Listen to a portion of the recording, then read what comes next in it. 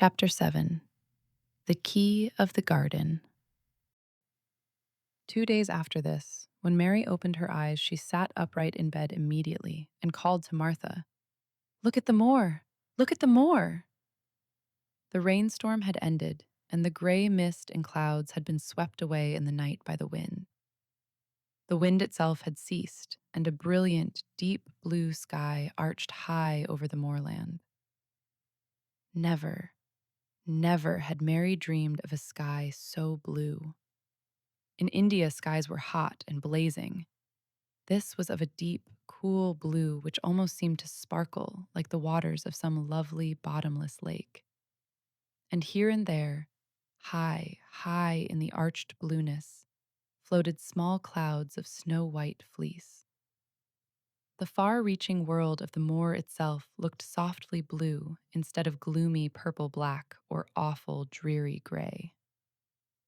"Aye," said Martha with a cheerful grin. "The storm's over for a bit. It does like this at this time of the year. It goes off in a night like it was pretendin' it had never been here and never meant to come again. That's because the springtime's on its way. It's a long way off yet, but it's comin'." "I thought perhaps it always rained or looked dark in England," Mary said.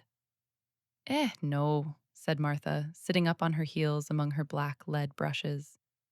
"Now to the sort." "What does that mean?" asked Mary seriously.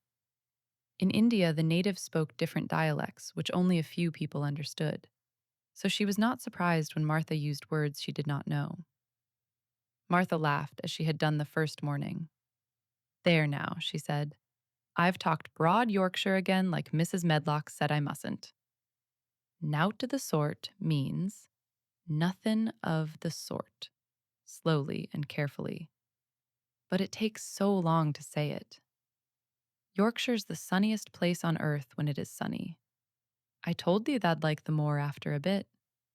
Just you wait till you see the gold-colored gorse blossoms and the blossoms of the broom and the heather flowerin', all purple bells, and hundreds of butterflies flutterin' and bees hummin' and skylarks soarin' up and singin'. You'll want to get out on it at sunrise and live out on it all day like Dickon does." "Could I ever get there?" asked Mary wistfully, looking through her window at the far-off blue. It was so new and big and wonderful, and such a heavenly color. "I don't know," answered Martha. "Thou's never used thy legs since thou was born, it seems to me. Thou couldn't walk 5 mile. It's 5 mile to our cottage." "I should like to see your cottage." Martha stared at her a moment curiously before she took up her polishing brush and began to rub the grate again. She was thinking that the small, plain face did not look quite as sour at this moment as it had done the first morning she saw it. It looked just a trifle like little Susan Ann's when she wanted something very much. "I'll ask my mother about it," she said. "She's one of them that nearly always sees a way to do things. It's my day out today and I'm going home. I am glad. Mrs. Medlock thinks a lot of Mother. Perhaps she could talk to her." "I like your mother," said Mary. "I should think thou did," agreed Martha, polishing away. "I've never seen her," said Mary. "No, thou hasn't," replied Martha. She sat up on her heels again and rubbed the end of her nose with the back of her hand, as if puzzled for a moment. But she ended quite positively.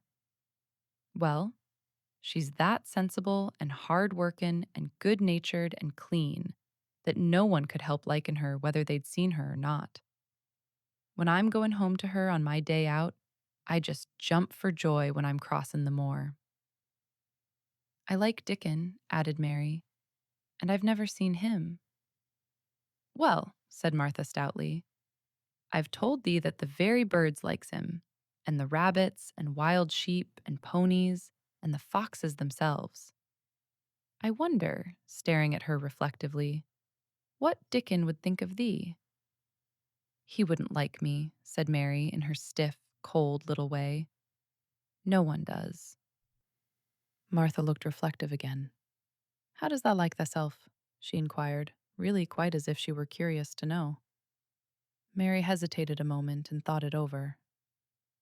Not at all, really, she answered, but I never thought of that before. Martha grinned a little as if at some homely recollection. Mother said that to me once, she said. She was at her wash tub and I was in a bad temper and talking ill of folk, and she turns round on me and says, "Tha young vixen, tha. There thou stands saying thou doesn't like this one and thou doesn't like that one. How does thou like thyself?" It made me laugh and it brought me to my senses in a minute.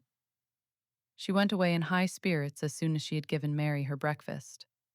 She was going to walk 5 miles across the moor to the cottage, and she was going to help her mother with the washing and do the week's baking and enjoy herself thoroughly. Mary felt lonelier than ever when she knew she was no longer in the house. She went out into the garden as quickly as possible, and the first thing she did was to run round and round the fountain flower garden 10 times. She counted the times carefully, and when she had finished, she felt in better spirits. The sunshine made the whole place look different. The high, deep blue sky arched over Misselthwaite as well as over the moor, and she kept lifting her face and looking up into it, trying to imagine what it would be like to lie down on one of the little snow-white clouds and float about. She went into the first kitchen garden and found Ben Weatherstaff working there with 2 other gardeners. The change in the weather seemed to have done him good. He spoke to her of his own accord. "Springtime's comin'," he said. "Cannot thou smell it?" Mary sniffed and thought she could. "I smell something nice and fresh and damp," she said. "That's the good rich earth," he answered, digging away. "It's in a good humor makin' ready to grow things. It's glad when plantin' time comes. It's dull in the winter when it's got nowt to do. In the flower gardens out there, things will be stirrin' down below in the dark. The sun's warmin' 'em. You'll see bits of green spikes stickin' out of the black earth after a bit." "What will they be?" asked Mary. "Crocuses and snowdrops and daffy-down-dillies. Has thou never seen them?" "No. Everything is hot and wet and green after the rains in India," said Mary. "And I think things grow up in a night." "These won't grow up in a night," said Weatherstaff. "They'll have to wait for 'em. They'll poke up a bit higher here and push out a spike more there and uncurl a leaf this day and another that. You watch 'em." "I am going to," answered Mary. Very soon she heard the soft, rustling flight of wings again, and she knew at once that the robin had come again. He was very pert and lively, and hopped about so close to her feet, and put his head on one side and looked at her so slyly that she asked Ben Weatherstaff a question. "Do you think he remembers me?" she said. "Remembers thee?" said Weatherstaff indignantly. "He knows every cabbage stump in the gardens, let alone the people.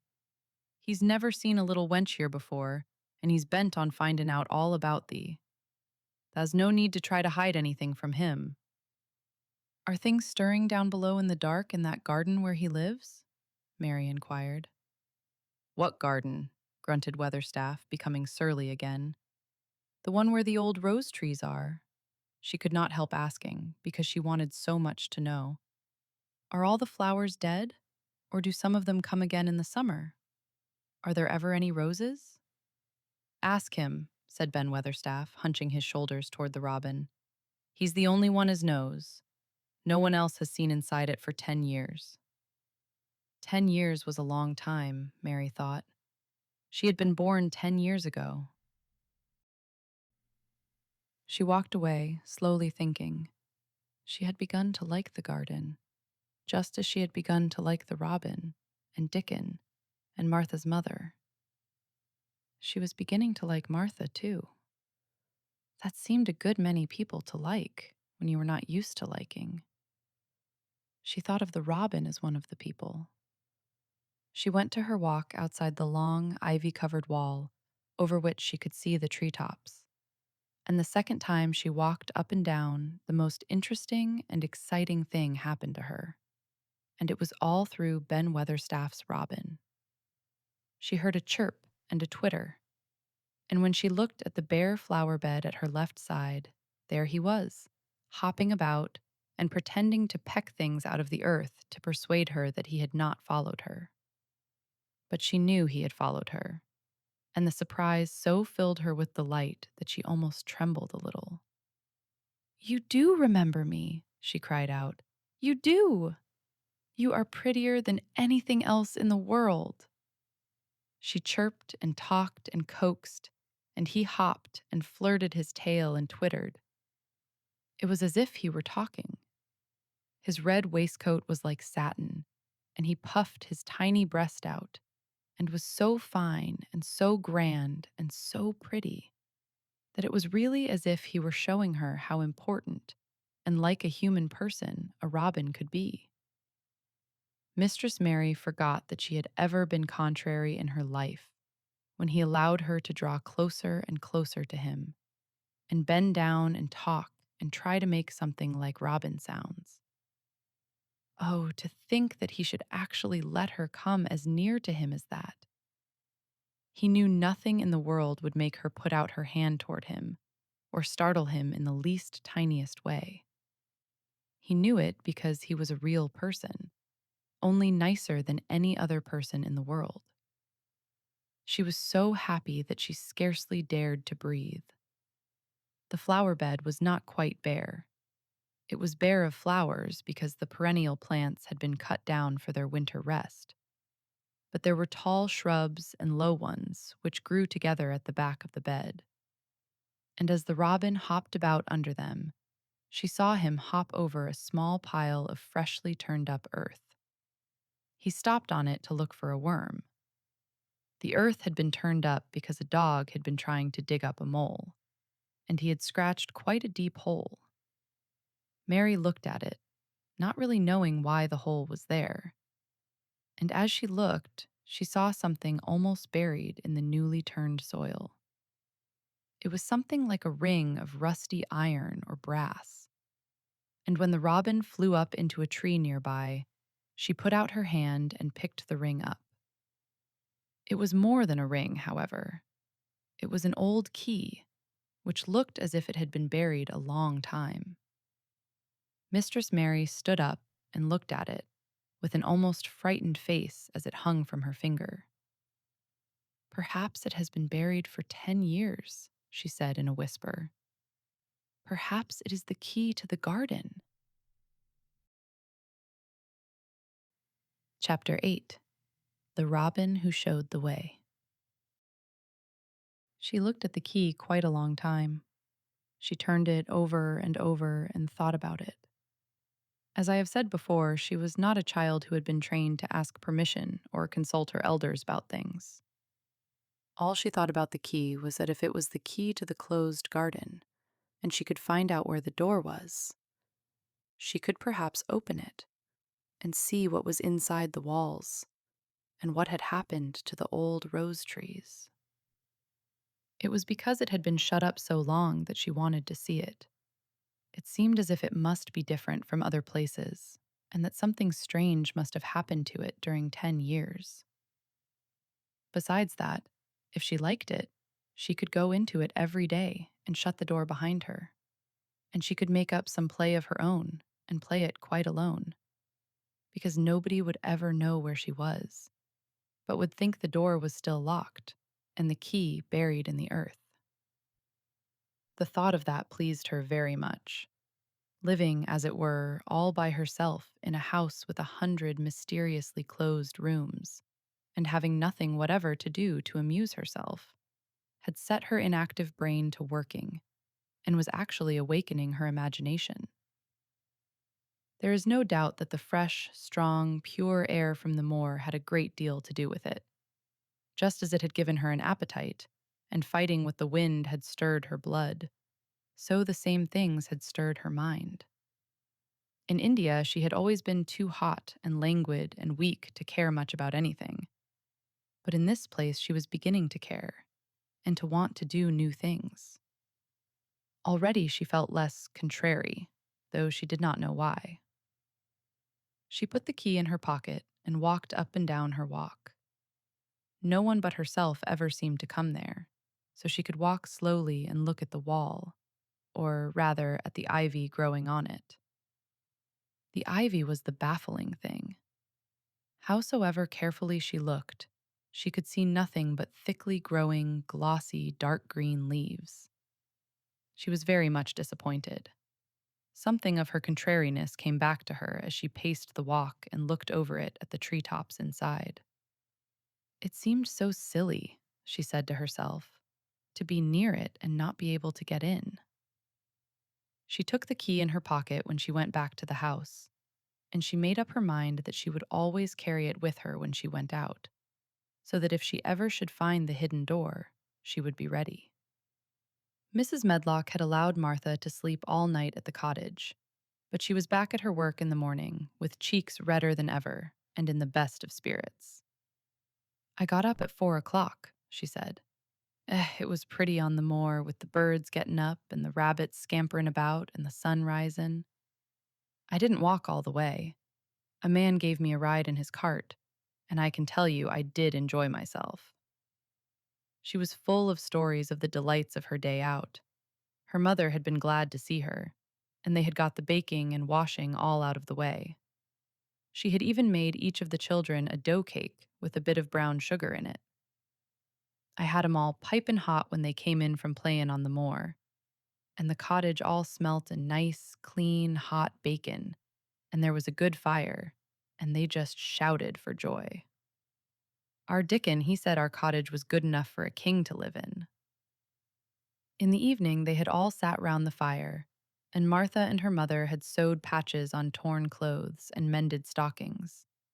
And Martha had told them about the little girl who had come from India, and who had been waited on all her life by what Martha called blacks, until she didn't know how to put on her own stockings.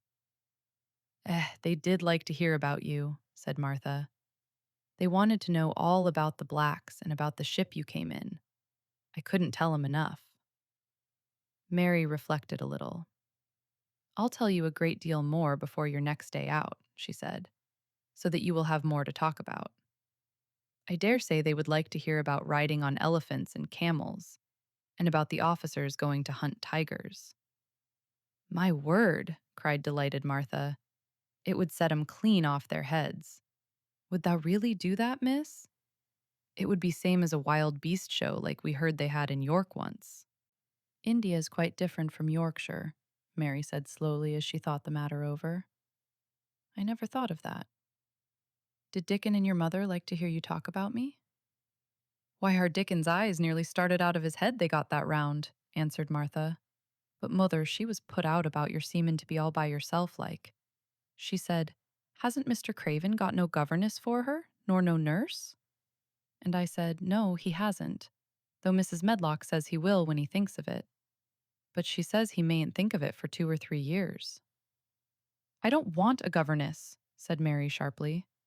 "But mother says you ought to be learnin' your book by this time, and you ought to have a woman to look after you, she says." "Now, Martha, you just think how you'd feel yourself in a big place like that, wanderin' about all alone and no mother." "You do your best to cheer her up," she says, and I said I would.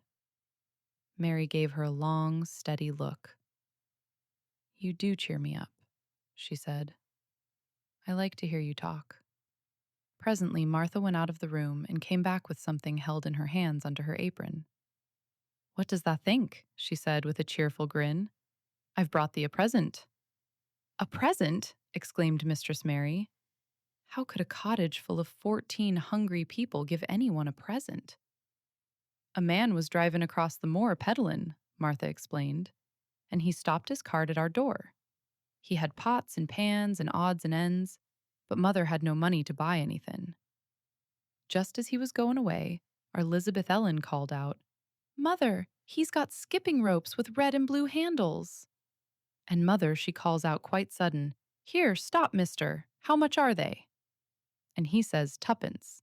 And mother, she began fumbling in her pocket.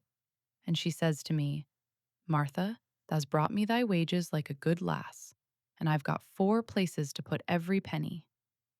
But I'm just going to take tuppence out of it to buy that child a skipping rope.' And she bought one, and here it is." She brought it out from under her apron and exhibited it quite proudly. It was a strong, slender rope with a striped red and blue handle at each end. But Mary Lennox had never seen a skipping rope before. She gazed at it with a mystified expression. "What is it for?" she asked curiously. "For?" cried out Martha. "Does that mean that they've not got skipping ropes in India? For all they've got elephants and tigers and camels? No wonder most of 'em's black. This is what it's for. Just watch me."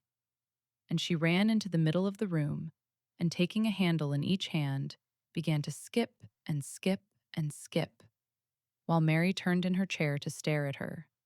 And the queer faces in the old portraits seemed to stare at her too, and wonder what on earth this common little cottager had the impudence to be doing under their very noses.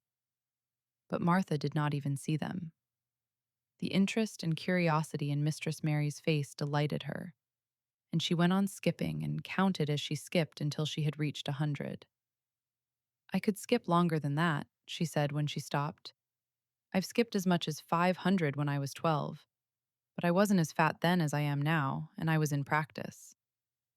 Mary got up from her chair, beginning to feel excited herself. "It looks nice," she said. "Your mother is a kind woman. Do you think I could ever skip like that?"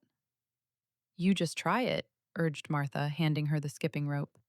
"You can't skip 100 at first, but if you practice, you'll mount up. That's what Mother said. She says, nothing will do her more good than skippin' rope. It's the sensiblest toy a child can have. Let her play out in the fresh air skippin', and it'll stretch her legs and arms and give her some strength in 'em." It was plain that there was not a great deal of strength in Mistress Mary's arms and legs when she first began to skip. She was not very clever at it, but she liked it so much that she did not want to stop. "Put on tha things and run and skip out of doors," said Martha. "Mother said I must tell you to keep out of doors as much as you could, even when it rains a bit, so as thou wrap up warm."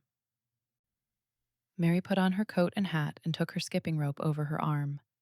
She opened the door to go out and then suddenly thought of something and turned back rather slowly.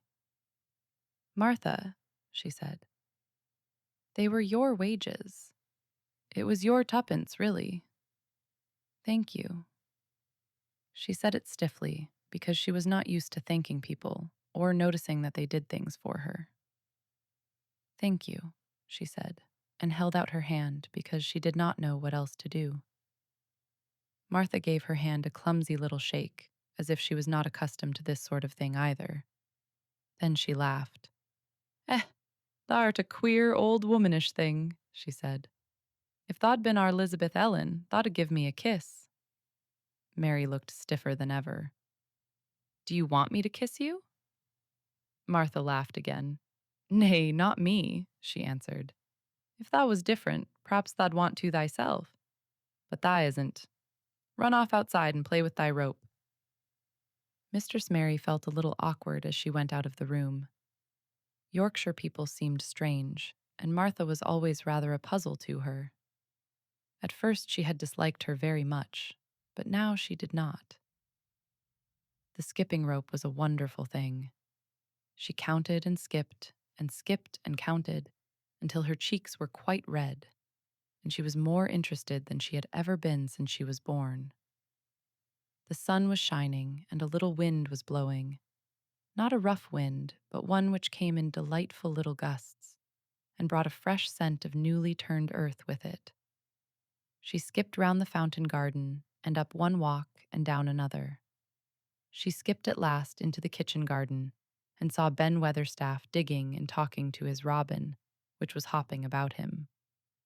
She skipped down the walk toward him, and he lifted his head and looked at her with a curious expression. She had wondered if he would notice her. She really wanted him to see her skip. "Well," he exclaimed, "upon my word. P'raps thou'rt a young 'un after all, and p'raps thou's got child's blood in thy veins instead of sour buttermilk. Thou's skipped red into thy cheeks as sure as my name's Ben Weatherstaff. I wouldn't have believed thou could do it." "I never skipped before," Mary said. "I'm just beginning. I can only go up to 20. Thou keep on, said Ben. Thou shapes well enough at it for a young'un that's lived with heathen. Just see how he's watchin' thee, jerking his head toward the robin. He followed after thee yesterday. He'll be at it again today. He'll be bound to find out what the skippin' rope is. He's never seen one. Eh, shaking his head at the bird. Thy curiosity will be the death of thee sometime if thou doesn't look sharp. Mary skipped round all the gardens and round the orchard, resting every few minutes. At length, she went to her own special walk and made up her mind to try if she could skip the whole length of it. It was a good long skip, and she began slowly. But before she had gone halfway down the path, she was so hot and breathless that she was obliged to stop. She did not mind much, because she had already counted up to 30. She stopped with a little laugh of pleasure, and there, lo and behold, was the robin swaying on a long branch of ivy. He had followed her, and he greeted her with a chirp. As Mary had skipped toward him, she felt something heavy in her pocket strike against her at each jump, and when she saw the robin, she laughed again. "You showed me where the key was yesterday," she said. "You ought to show me the door today, but I don't believe you know." The robin flew from his swinging spray of ivy onto the top of the wall, and he opened his beak and sang a loud, lovely trill merely to show off. Nothing in the world is quite as adorably lovely as a robin when he shows off, and they are nearly always doing it. Mary Lennox had heard a great deal about magic in her Aya's stories, and she always said that what happened almost at that moment was magic. One of the nice little gusts of wind rushed down the walk, and it was a stronger one than the rest. It was strong enough to wave the branches of the trees, and it was more than strong enough to sway the trailing sprays of untrimmed ivy hanging from the wall. Mary had stepped close to the robin, and suddenly the gust of wind swung aside some loose ivy trails. And more suddenly still, she jumped toward it and caught it in her hand. This she did because she had seen something under it, a round knob which had been covered by the leaves hanging over it. It was the knob of a door. She put her hands under the leaves and began to pull and push them aside. Thick as the ivy hung, it nearly all was a loose and swinging curtain, though some had crept over wood and iron. Mary's heart began to thump and her hands to shake a little in her delight and excitement. The robin kept singing and twittering away and tilting his head on one side, as if he were as excited as she was. What was this under her hands which was square and made of iron, and which her fingers found a hole in? It was the lock of the door which had been closed 10 years, and she put her hand in her pocket, drew out the key, and found it fitted the keyhole. She put the key in and turned it. It took 2 hands to do it, but it did turn. And then she took a long breath and looked behind her up the long walk to see if anyone was coming. No one was coming. No one ever did come, it seemed. And she took another long breath because she could not help it. And she held back the swinging curtain of ivy and pushed back the door, which opened slowly, slowly. Then she slipped through it and shut it behind her, and stood with her back against it, looking about her and breathing quite fast with excitement and wonder and delight. She was standing inside the secret garden. Thank you for joining me for another episode of The Secret Garden on She Reads Tales. Today, Mary's curiosity led her to new discoveries, and the mysteries surrounding the manor continued to unfold. With every step she takes, she grows a little braver and a little closer to uncovering the secrets hidden within its walls. In the next episode, we'll continue with Chapter 9, where Mary's journey takes another meaningful turn, and a chance encounter brings new possibilities. Thank you for subscribing to support these stories. Until next time, take care, and I hope you'll join me for the next chapter.